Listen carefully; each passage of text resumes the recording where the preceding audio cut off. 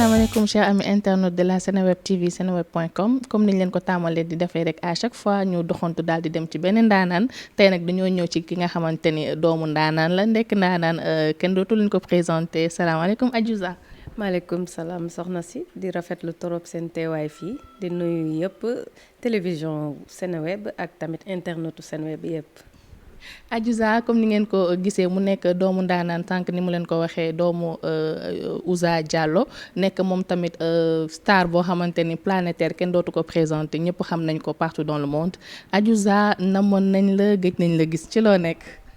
waaw maa ngi nii rek doon liggéey rek waaw bi gannaaw bu ma génnee Madame Bonheur nag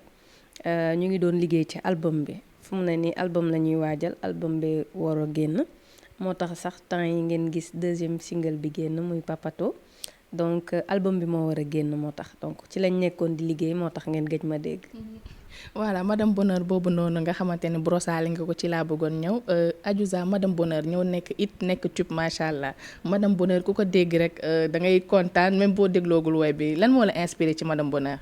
waaw Madame Bonheur nag c'était juste pour relater un peu la polygamie mais dans le sens positif parce que xam nga polygamie dañuy entre ñun jigéen ñi polygamie yombul y a la jalousie y a defante yu metti et tout ñenn ñi yenn jigéen ñi da leen di jaral tuur seen moromu jigéen acide wala rey gis nañ ko fi récemment donc man bi may composer Madame Bonheur li ma ci jublu woon mooy wax loo xam ne message de paix la entre les femmes na ku nekk gérer sa boor bañ a calculer keneen ki comme polygamie doon na loo xam ne nii c'est ancré dans nos traditions culture religion et tout donc nous en tant que femmes war nañu mën a essayer de vivre avec ça au lieu di naqaral suñu bopp di xuloo entre ñun et tout na ku nekk daal gérer sa bopp doon sa aawo bopp sa ñaareelu bopp sa ñetteelu bopp bañ a xool trop li sa morom di def defe naa noonu bu ñu ko defee rek jàmm dina am donc c'est un message de paix entre les femmes yi nga xam ne ñu ngi nekk ci polygamie di subir polygamie. waaw ba tey ci wujje boobu noonu laay ñëw ku déglu Madame Bonheur nag xam ni way nga si way bu neex mais nga ñëw ba si ñaareel yi nag mel ni ñaareel yi nga gën a faral xaw ma ndax aji loolu dafa nekkoon ñaareel wala aji xaritu ñaareel wala ñaareel yi la faral. non xam nga au fait du question de faral ñaareel wala aawo parce que ñetteel yi tamit mer nañu ñeenteel yi tamit mer nañu bëggoon nañu ñu brossaale leen ci wéy bi mais xam nga wéy bi kon da doon gudd trop mënuñu boros ñëpp. xam naa ñetteel ak ñeenteel dañuy bàyyi beneen yoon ñu defaral leen son spécialement dédié au ñetteel et ñeenteel donc voilà pour revenir ci aawo yeeg ñaareel yi aawo yi ni ko société sénégalaise di leen classé noonu la ñu composé son bi dañ ne aawo na la jikk bu la jigee noonu la neex ngay def kon aawo na la jikk noonu lañ ko bindee aawo moom moo fi nekkoon ba dara doonulee dara moom moo ko fi xaar donc noonu la ñu bindee woy bi buñ nee ñaareel xam nga loolu société sénégalaise moo ko wax ñaareel xaritu jëkkëram société sénégalaise moo ko wax tam noonu lañ ko bindee tamit ñaareel mooy xaritu jëkkëram donc jëkkër ji da koy nopp torop donc noonu la ñu bindee woy bi donc du Adiouza moo ko wax loolu fii lañ ko fekk ci culture sénégalaise aaw na la jikk ñaareel xaritu jëkkëram donc noonu la ñu bindee son bi. kon yow daal faroo fen da nga woyal aaway waral ñaar léegi ñetteel ak ñeenteel yi ñoo des ñu ngi koy réclamer donc bu ñu génnee si Madame Bonheur ba tey ñu des ci musique bi ñu gis récemment nga génnee Papato ñu tàmmoon di gis Adiouza ci ay woy sentimental ay papa daddy mais Papato mu ñoo mel ni dafa am tuuti gaaruwaale je sais pas ndax qu'est-ce qui a inspiré Adiouza pourquoi mu génn beneen gamme dem si ego trip la xaw ma clash la xaw ma lan la pourquoi. xam nga léeg-léeg dafay laaj ngay varier ngay def tuuti polyvalence di jóge fii dem fii xam nga ñëpp xamee nañ ma ci woyu mbëggeel moom bëgg naa ko lool Sénégal yëpp xam nañ ko léeg-léeg day laaj nag nga changer dem ci yeneen thème dem ci yeneen air yoo xam ne sénégalais yi tàmm ñu la fa dégg donc looloo waraloon ci Papato mooy bojo ivoirien yi ñooy utiliser moo boobu donc pourquoi ñu utiliser Papato d'ailleurs maa ngi koy wax fii question de sonorité la woon ci woy bi loon mélodie bi comme dara Papato mënuñu woon def bojo doonul neex ci sonorité bi moo tax ma dem wëri beneen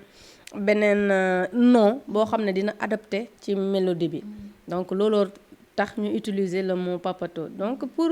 wax rek sensu woy bi exactement nekkul sax du sax ego trip parce que sensu woy bi du sax am na tuuti ego trip ci biir mais bi ma koy composer c'était surtout pour parler des ennemis que tu as dans la vie say noonu quoi ñi nga xam ne bëgguñu la gis ci jàmm ñi nga xam ne bu ñu sañoon da ngay des ci ginnaaw duñ la mës a gis nga avancé doo nekk ci kaw donc looloo tax ñooñu lay waxal au lieu ngay nekk ci deru nit ki nekk ci ginnaawam di ko wax lu ñaaw di yàq deram et tout essaie d'avancer toi-même essaie d'évoluer essaie de te développer toi-même donc loolooy sens woy bi ci fin bi nag la am tuuti ego trip boo xam ne tamit jeu de mots question de sonorité moo taxoon ñu dugal Queen au lieu de Serigne loolu kese la donc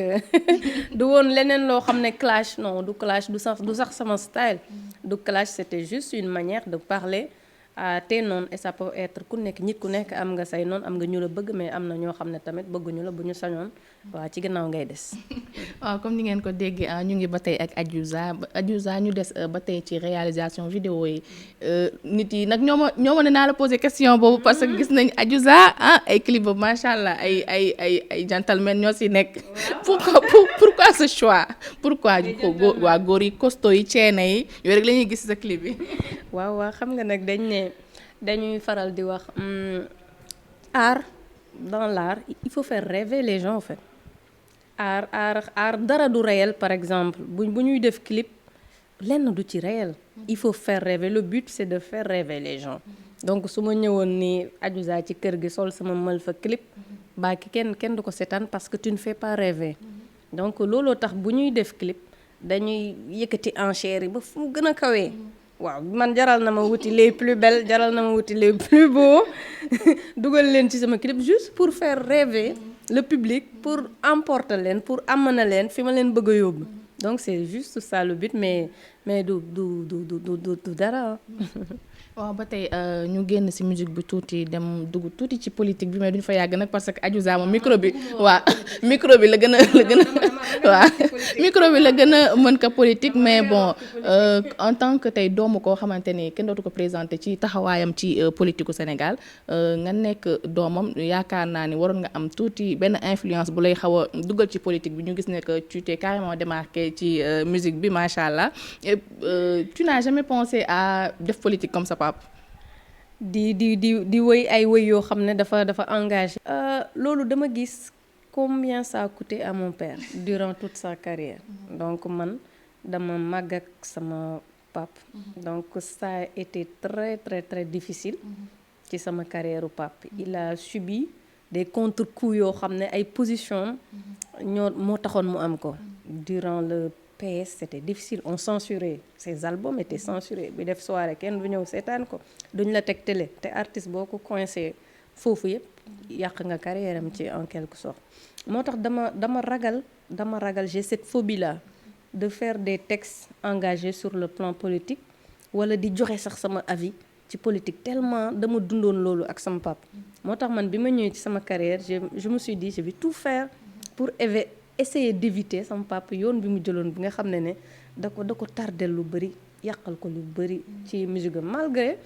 avec le temps am na par contre longévité loolu la ñuy ñaan ñun artistes yëpp loolu la ñuy ñaan am na longévité boo xam ne prise de position yu njëkk yi mu daan def moo tax turam des ba tey looloo ko may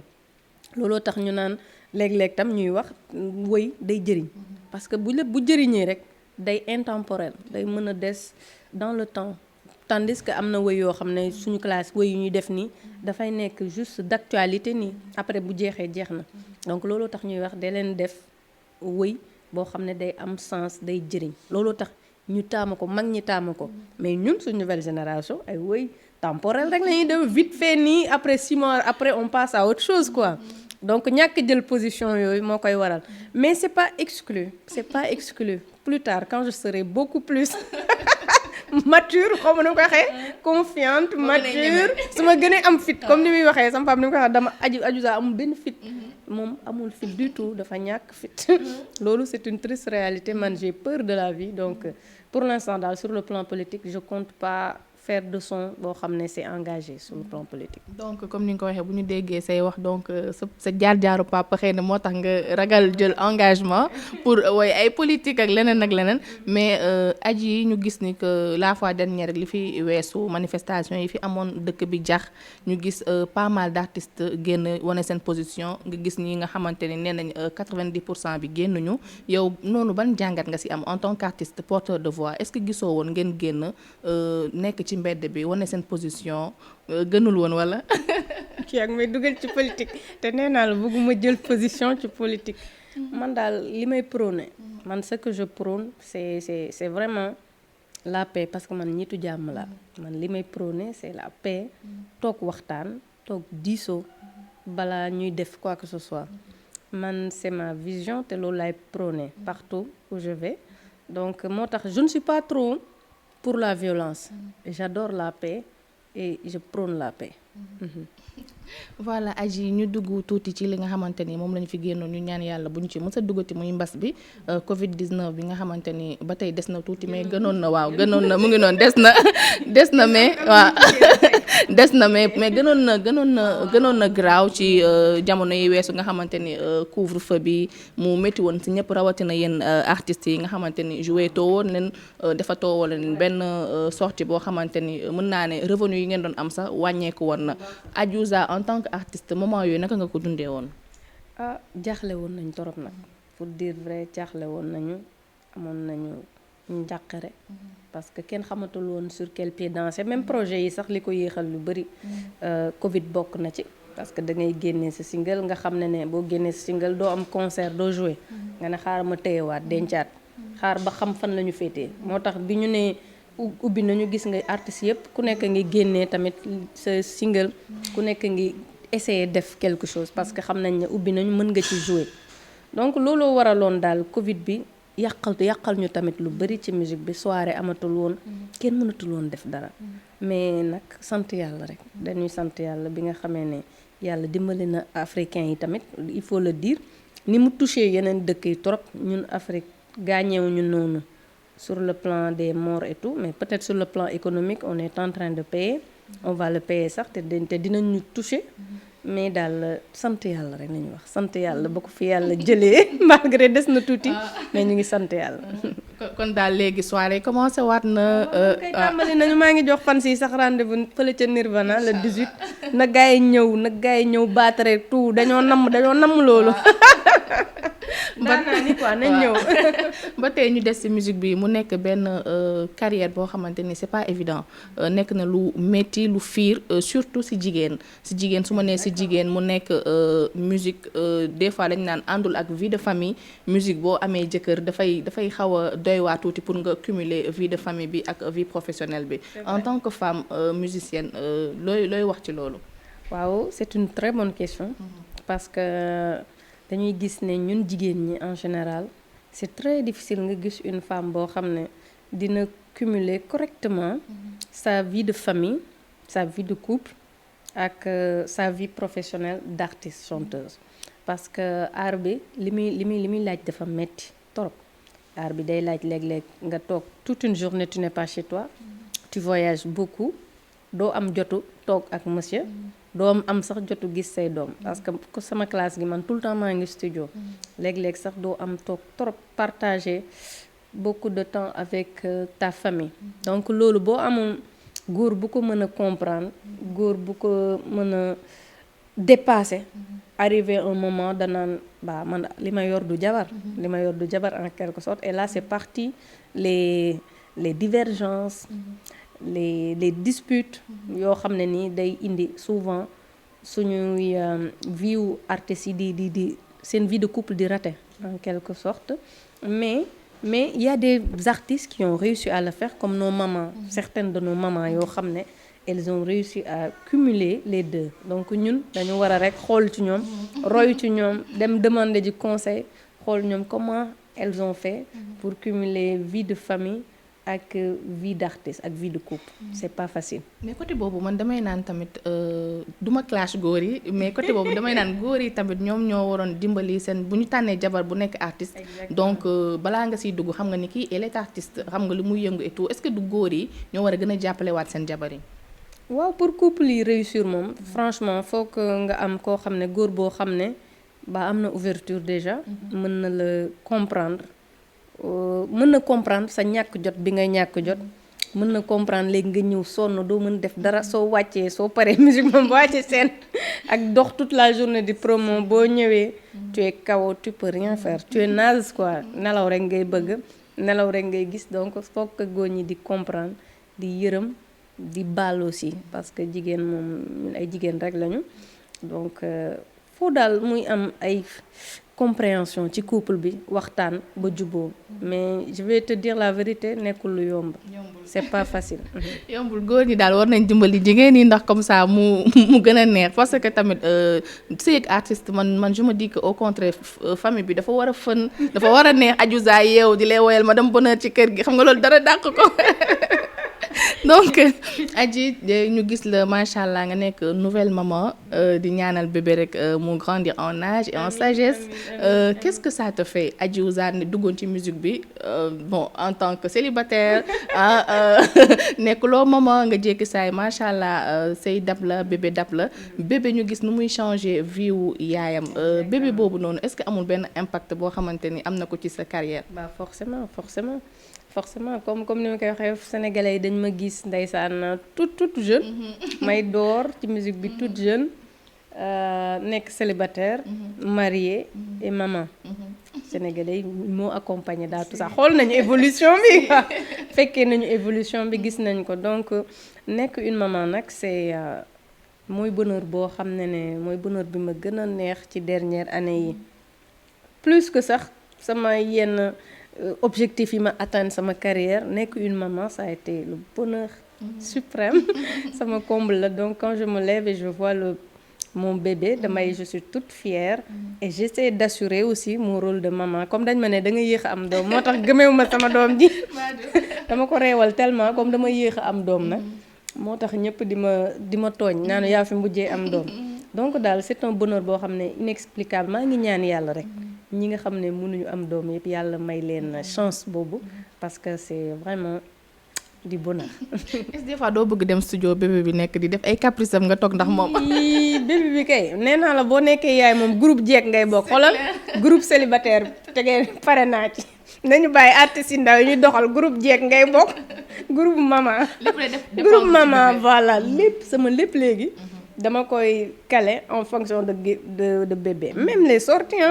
même les sorties d'album les soirées et tout on cale en fonction de bébé su ma amulee noonu je peux rien faire j'annule tout et je reste à la maison pouponner sama bébé. Adiouza léegi waaw maman poule la waa kon ngeen ko gisee léegi Adiouza maman poule la te ñëpp loolu la ñuy ñaan yàlla carrière bi neex na musique neex na leneen ak leneen neex na mais doom bu ñëwee il n'a pas demandé à naître donc moom mooy nekk priorité bi mu ngi noonu ñuy ñaan rek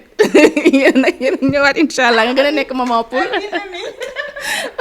donc boobaa damay jël carrière bi teg ko ne la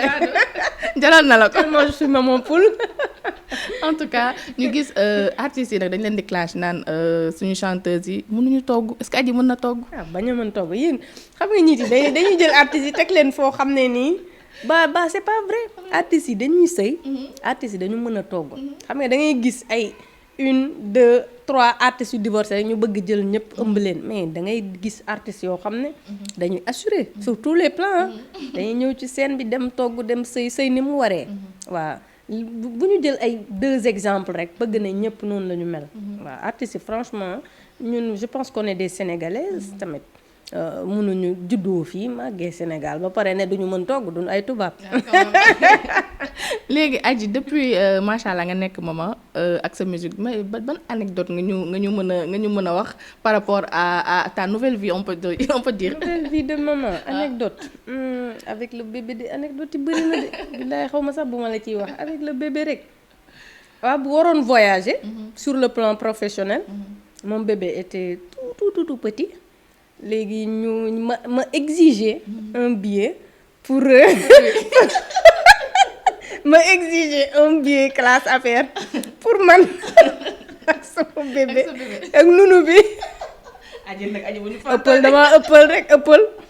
xam nga maa ngi doogoon wasin et doog am doom ma foog ne affaire yi noonu la yombee gars yi na ma jëlalal sa doom bi mën na la jëlal bi yow waaye jëlalal sa doom bi mais noonu laa annulé contrat bi waaw plus nunu bëgg a yëpp ñit ñi di jaay super diva Whitney Houston di jaay Whitney Houston waaye bi ma gars yi yemale jëlalal sa doom sa billet sa doom si ñëw ñoom moom contrat en tout cas yow la signé contrat noonu laa annulé après comme j'étais toute une maman toute nouvelle nii ci fugg boobu rek su maman non mon fils mooy priorité donc j'ai annulé comme ça le concert te concert boo xamoon ne la am na vraiment amoon na xaalis trop mais loolu yëpp ay jàngat la rek tey lañ mais bu ëllëgee du ma ko defaat quand même xam naa léegi ne di nga bàyyi noonu dem c'est ça c'est pas pro wala ma jëlal sama bopp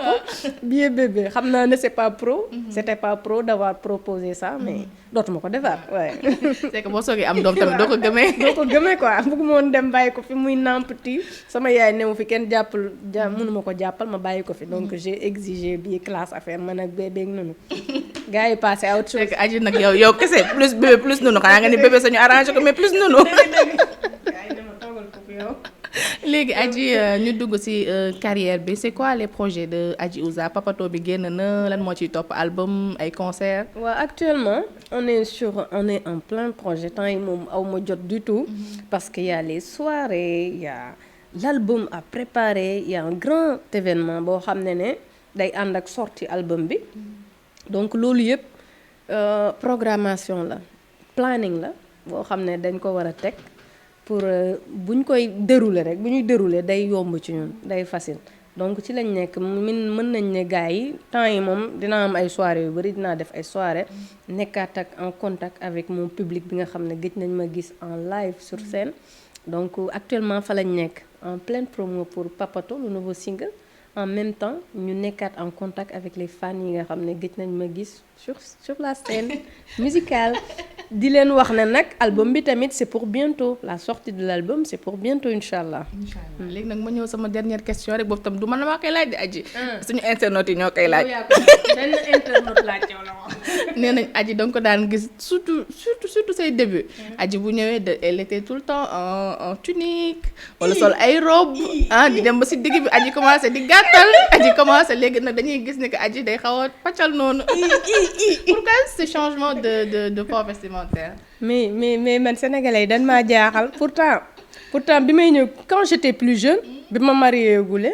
je trouve que j'étais plus sexy ci ay clip bu Nobel ci ay clip bu ban sax laa mën a wax Aki la faute ci ay clip bu li ma doon j'étais plus sexy temps yooyu mais léegi ay paccal la ñuy gis nag Adji ay paccal la ñuy gis paccalu meer xanaa paccalu jeune tout fraîche ma ne ko xanaa paccalu meer ngay wax paccalu meer moom xoolal daanelul kenn en tout cas ma ne ko paccalu meer daanelul kenn waaw non pourtant j'essaie d'être correcte ci sama port vestimentaire peut-être sénégalais xam nga tàmmuñu gis Adiouza mais y a d'autres artistes yu sol lu gën a garaaw loolu te kenn si Adji gisu tàmmuñu ko gis ne dañ ko tàmmul gis ci Adiouza moo tax mais dinaa ci bàyyi xel beneen yoon naa ci gën a bàyyi xel parce que j'ai vu que beaucoup de gens l'ont dit te dañ ne lu ñëpp wax ay dëgg peut-être dañ ko tàmbul gis ci man moo tax mu jaaxal ñëpp waaw mu jaaxal ñëpp léegi dinaa ci bàyyi xel bu baax comme ñoom fa lañ ma teg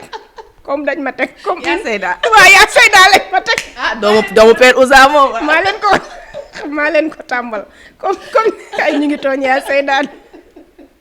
comme fa lañ ma teg ba ma nekk fa rek bàyyi léegi dinaa ci bàyyi xel bu baax waaw naa ci bàyyi xel pour les autres clips yi ñëwaat incha allah. donc Adji ñu ngi suñu cappaandaw émission léegi nag li ñu bëgg rek mooy nga tàggatoo ak ñun ak madame Bonheur nga woyal ñu madame Bonheur may ko sama internet yi. ma xam non damay bañ xam madame Bonheur lu tax bëgguma ko woy soo woyee awoy ñu ne lu tax woyoo ñaareeli soo woyee ñaareeli ñu ne lu tax woyoo awoy léegi xaaral ma woy partie bi nga xam ne ñëpp mën nañ ci gis seen bopp kenn du mer quoi kooko maa nag yow ba àjjana ci sa wet lay dunde oh la la yaa gaaw ci man say je t'aime ci sama biir tympan ni may def neex na ma bëgg naa la bee peese sama bopp xam ne waruma ragal wucce laajal mu kër kuy madame bonheur. macha allah madame Bonheur nag dañ ko laaj kan mooy madame Bonheur. yow laa ko laaj madame bonheur. En tout cas Adji kontaanoon nañ bu baax a baax c'était vraiment un plaisir de dalal la fii nii ci Seneweb kontaan nañ naka ngay tàggatoog sa fan si di leen jox rendez-vous fan ak fan. waaw maa ngi rafetlu comme ni ma koy waxee rek di la remercier yow ak sa équipe yëpp di remercier waa Seneweb di remercier Salam mon bro Mbaye big bro di remercier ñëpp ñi liggéey Seneweb di nuyu tamit internautes yi di leen jox dig daje le 18 juin fële ca Nirvana muy dîner spectacle boo xam ne nii waa dina am ay nouveautés yu bees woy yu ngeen di dégg ci YouTube bi ci iTunes ak yooyu ngeen gis ko en live Adiouza joué ko pour la première fois en live lay doon donc c'est vraiment bien ngeen ñëw découvrir maa ngi woo mélomane yëpp ngeen ñëw découvrir le 18 juin Adiouza en live sur ses derniers hits jox naa leen fa rendez-vous. voilà chers amis internautes ni ngeen ko gisee woon comme ni ma leen ko waxee j'espère que kontaanoon ngeen ñu dalaloon ki nga xamante ni moom mooy Adiouza nekk doom ci Ouza Diallo nekk star boo xamante ni kenn dootu ko présenter Sénégal et partout dans le monde j'espère que rek amoon ngeen contentement bu baax a baax on vous donne rendez-vous très bientôt incha allah may remercier sama équipe technique bi ma àndaloon Sanu Diouf ci cadrage bi ak Mansour bi nga xamante ni moo nekkoon ci volant bi di remercier ñoom Omzito Medoune tout le monde on vous dit à très bientôt bye bye.